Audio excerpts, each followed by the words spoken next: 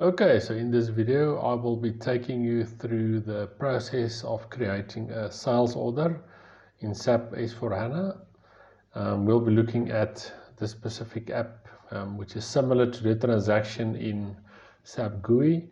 I'll be going through the settings and the default values that you can set up to use in your sales order. We'll be looking at the Fiori app details in the Fiori library. Also, what's the role and the roles that you need to use this app. We'll be talking through some of the sales order types that you can use in this process. Then there's a few steps that I will take you through, all the steps in detail, what fields you have to complete, what the fields mean, a complete guide on that.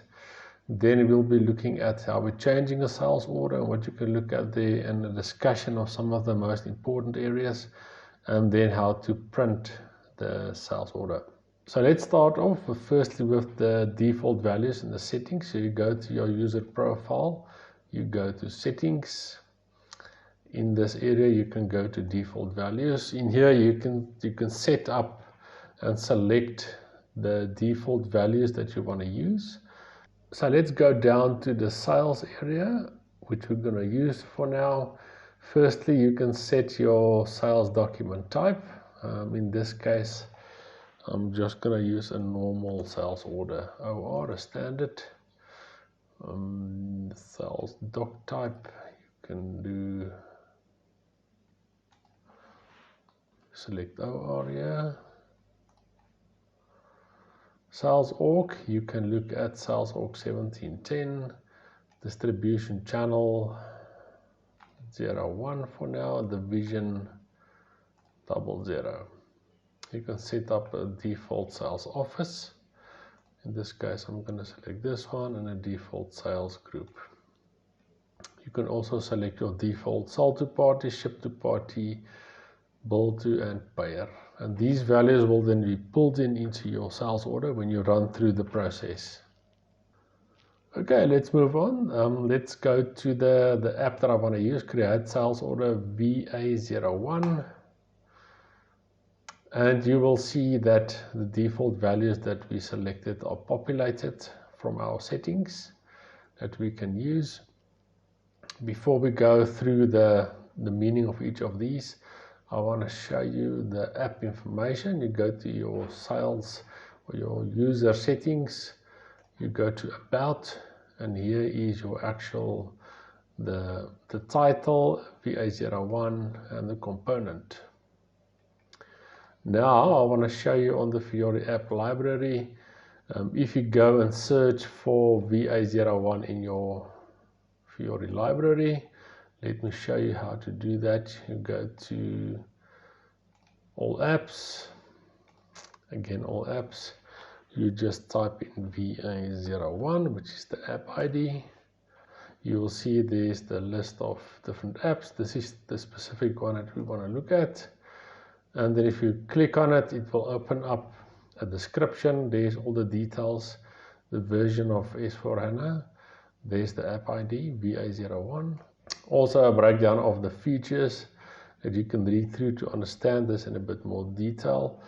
I want to go to the implementation information, where the library will give you the configuration information. If you scroll down, you will see there's the roles, the role section, business roles, and in this case we are working with the SAP BR internal sales rep role. If you assign this role in SU01 to your user profile, you will be able to access this app and use it.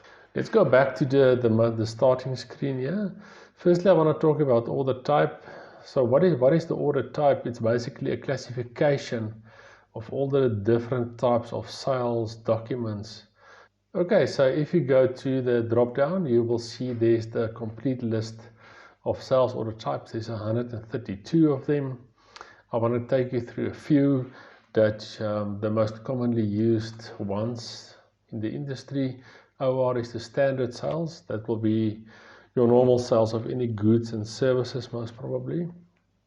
Then we've got a cash order type, which is BV, which you can use. This is also when you want to do a cash sale. You've got a returns order type, which is RE. When customers actually send back stock to your premises for whatever reason, you can start the process then with a returns order, and you reference your original invoice or billing document to start the process.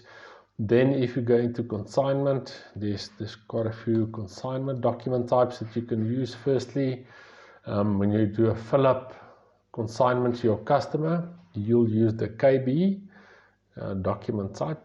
Then if you want to do a consignment issue, when the customer consumes some of your stock, you do a KE. Then you start the process to invoice the customer. Then there's also a KE for an issue. A KA is then when there's a pickup. When you have consignment stock on a customer site, but there's a pickup or a return to your premise for whatever reason, you'll use the KA. Then we go to returnable packaging. If you have used that process, that's where you have pallets or any packaging material that you want to trace that you've sent to the customer with the goods that you delivered. It's sometimes more the more expensive storage material or packaging. It might be a bin or a pallet or something that you send to it, and you can track that number in SAP with your delivery and goods issue. If you want to return that, you can actually use the LA to do a pickup of your packaging if you want to use that. If there is a scenario where you actually sell the packaging to the customer and you invoice the customer, you can use the returnable packaging issue LN sales order type to start the process of invoicing the customer. Then we've got a debit memo request, which kicks off your debit memo process, and you have a credit memo request document type as well that's used in to do your credit process. But for now, we're going to work with the standard sales order type. I just removed sales office and sales group here, but let's go into the process. Let's continue. What you've got here is your sales organization. That's basically your sales department or your selling unit as a legal entity. There might be more than one sales org in your company set up. In this case, I'm just using 1710. Distribution channel, which is the next one, is the channels through which your materials and services reach your customer. Again, depending on your setup, you might have more than one. Then division is usually a grouping or a range of products. You can set this up according to your need, but in this case, we're just going to work with product division 00. If you scroll down, you will see you can create sales orders with reference to quite a number of documents. You can do it with reference to a customer quotation that's been accepted by the customer. You can look at that. You can also, if your copy control is set up, you can create the order with reference to another order. You could even do it with reference to a contract and even with reference to a billing document. Like I said, in the returns process, you can reference your billing document if you want to do that. In this case, we're just going to continue and start with the process. So the first important field is the sold to party. Your sold to party is the address that placed the order of the customer. There might be more than one sold to party, but that's the guy that actually places the order with you. Now there's a number of search options here that you can look at. You will see you can do it like a general search. You can do it by sales group, address attributes, account groups. And then within each of these sections, you'll have a number of fields that you can use to search for. In this scenario, I'm just going to use the specific customer number. If you click on enter, there's the customer name, city and postal code, and I can confirm that's the guy that placed the order with me. Now, if you continue and you look at your ship to party, That's the address that will receive the physical goods. It might be different from the sold to party, but in this case we want to select it, and we're going to say, listen, there's more than one option. Again, to do a search by general sales group, address, attributes, account group. I'm going to select this specific one, say yes, I will deliver at that premise. So there's an address behind this number. If you go into the customer master, there's a delivery address that you know where to deliver these goods. Very important. Next important field is the customer reference number. That's usually the customer order number that's given to you. You can capture here for reference purposes. If they contact you and they've got their order number, you can use this number to search for this specific sales order. Then the reference date, which is today. Let's say that's the date that the customer made contact with you. Next important field is the required delivery date. You can see it's defaulted to today's date, but the customer might say, listen, today is the 2nd. I want to receive the good by the 8th. So then you will capture that. Very important. There's some more fields here that plays a part. That is not populated for now, but if you press enter, you will see that some of the data is pulled in from the customer master, like the payment terms, the Incoterms, and so on. You can also look at delivery and billing blocks should you wish to block this order while creating it, but for now we're going to leave that blank. Next important field is the material number. Again, let's go into the options and see what we can look at here. Quite a large number of ways of finding the material. You can do it by sales material by description, product hierarchy, material group, old material number. If you loaded old material numbers in from your legacy system, you can do a search by that or just by description. In this case, I'm just going to use a material number that I know I want to use. There we go. It's a bike. I'm going to say yes. Next important field is the number of the order quantity. For now, I'm just going to say 1.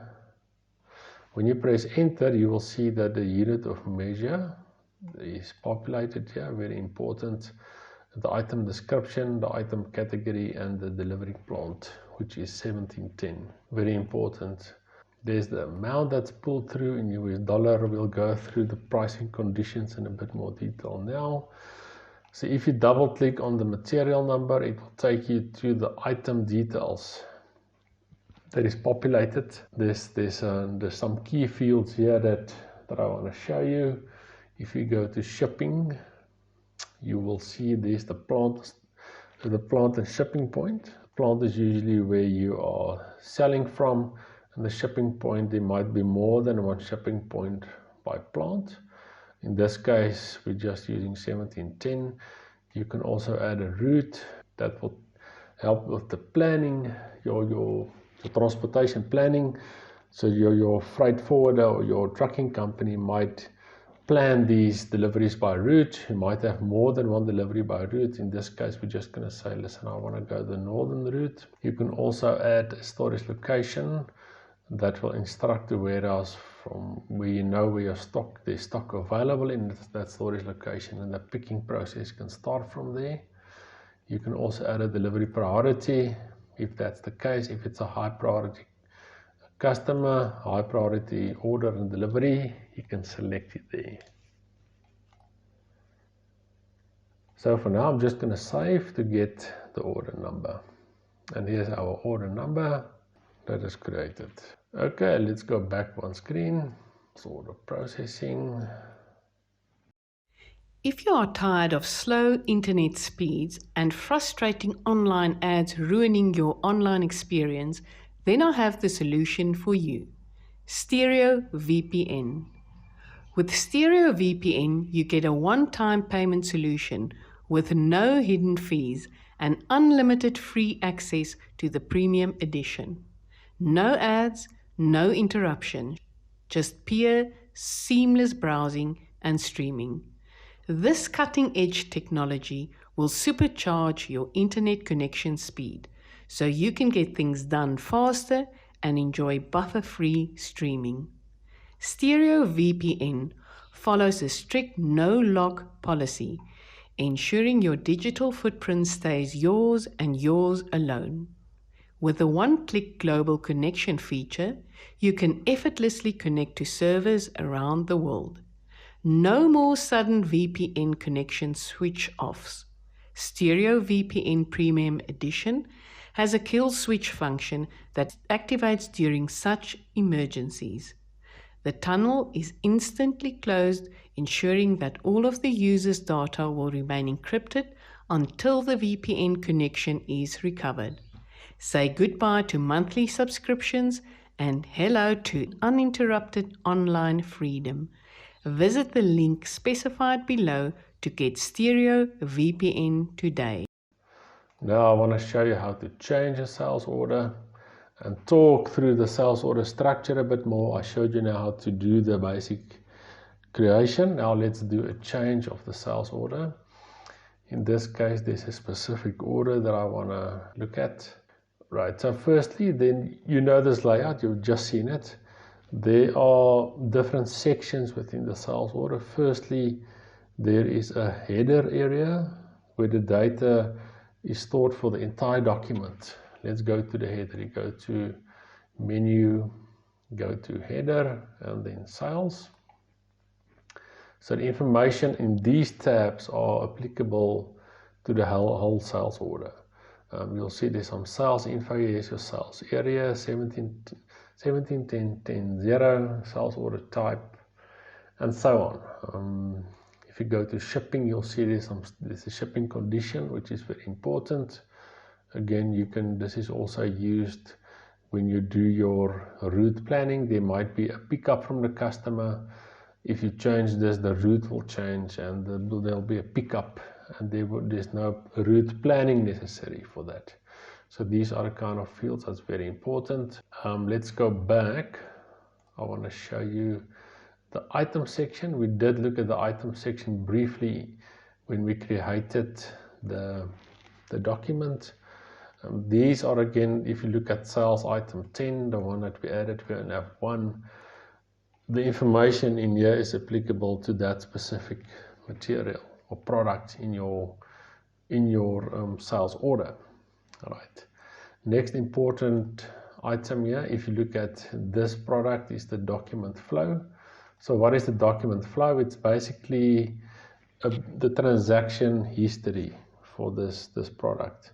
What has happened to date? You can see there was the order number. There's the item number 10. There's your delivery number. You had a picking request, a goods issue. The invoice was created basically on the same day and date. And there's your journal entry, which is not cleared yet. So it's a breakdown of document numbers, quantities, values, dates and times and statuses, which gives you a once-off view of what's going on with your process here. Very, very useful. Then I want to go back. Let's go to the schedule lines for now. Very important topic this. When you know how to check your stock availability, how stock is allocated based on your available to promise settings. You'll see in this case, this process is completed, but the delivery date that the customer wanted was the 10th or the 11th of October. The system confirmed that we can only deliver on the 17th of October, and the 3 pieces was promised there and it was delivered. There might be more than one schedule line based on your settings if customers do accept more than one delivery. So there might be 2, 3, 4, 5 or even more depending on what you can deliver and how often, based on your available quantity and then obviously what the customer wants at what point. Also, we spoke about the storage location, which you populate here in the route. This is a different order, so these values are blank. Then I want to go back to the header again. I just want to show you the proof of delivery indicator. You'll see if you go to menu, go to header, in the shipping area, there's a POD relevant indicator. If you select this, then a POD is required. Now this is customer specific, and it's in some companies very, very important that you have to receive a proof of delivery back from the customer with the quantity delivered. So the customer confirms that X amount or quantity was delivered, and then the invoice will be created. So you will not create the invoice unless you have received the POD. You can set this indicator in the customer master as well, then it's populated automatically here, but this is quite a key field. Right, let's go back again to the item. Just want to show you something there. You can access the item by double clicking here. If you go to conditions, you will see there's your pricing conditions, your normal price, your PPR 0. You might have discounts in here. You might have a lot of different condition types based on your settings that you have. All right, let's go back and let's print the sales order so you can look at the output preview. You can then display the document, and again the order you can download. You can download this document, or you can just click on print and it will print your, whether it's a network printer or your local printer, the document will print. Thank you for watching this video. I hope to see you soon.